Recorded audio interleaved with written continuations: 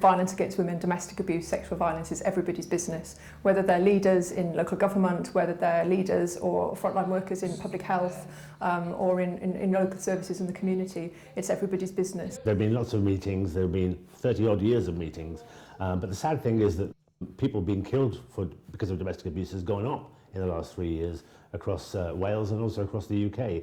And so clearly something is not working. This is about recognising that individuals have a part to play. You can't simply say, well, my organisation will deal with it or the government will deal with it. All of us as bystanders or in any role that we have must do something to stop it happening.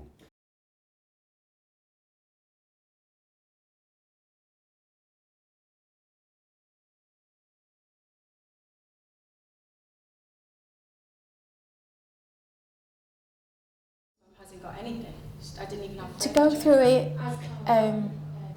I personally would say nobody should ever have to, but I think it's even worse to actually find the strength to speak out, and then because nobody actually does anything or believe you, or even if they do, there's possibly nothing they can do. I think that's a lot worse than going through the actual issue itself. Nobody gets up in the morning and says, oh, I'm going to do a really bad job today. I'm going to fail survivors. They get up and they do the best job that they can. And I think recognising that, sometimes lack of resources can be an issue. Sometimes the fact that the victim survivors, really scared of what might happen can be frustrating for professionals. As a victim, survivor, whatever you want to be called, you are defensive when people ask you questions, because usually the perpetrator is sat right next to you, or they don't even leave you to go to the toilet, but they're seen as helpful, and they'll manipulate you as much as they've manipulated everybody around that person. So I think if you've got a gut instinct that something isn't right, then it probably generally isn't, and encourage, gain that trust, build that rapport so that person feels safe enough to reach out to you. And if they do reach out, action that.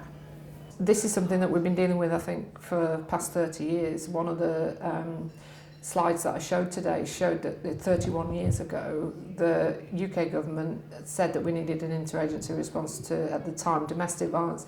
So it's 31 years later, and we still know that's the way to go. But I think the question then is, well, why aren't we achieving that, and what can we do to make that better?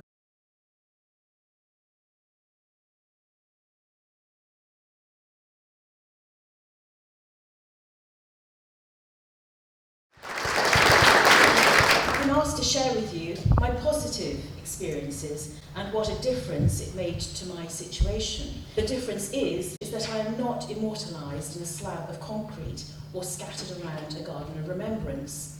One of the benefits of the training that's been rolled across the country is to make sure not only that there's early intervention and that there's effective responses to survivors of abuse and also challenges to perpetrators of abuse, but ultimately we're talking about training people to focus on prevention, focus on early intervention and ultimately saving lives. We've got to recognise that each one of us has a role to play. We have to stop blaming the victim, we have to stop excusing the perpetrator, but we've also got to stop thinking it's somebody else's problem.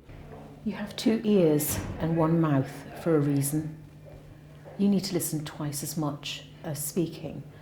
A lot of time, one of my mantras is that we don't listen enough to understand. We're too busy listening to reply and to offer quick fixes. But actually, if you go deep, deep, deep down by listening, the answer is often there. You're giving them freedom, you're giving them their life back, and I think that is more precious than keeping your mouth shut or not going with your gut instinct. So to give them that freedom back would change their lives immensely.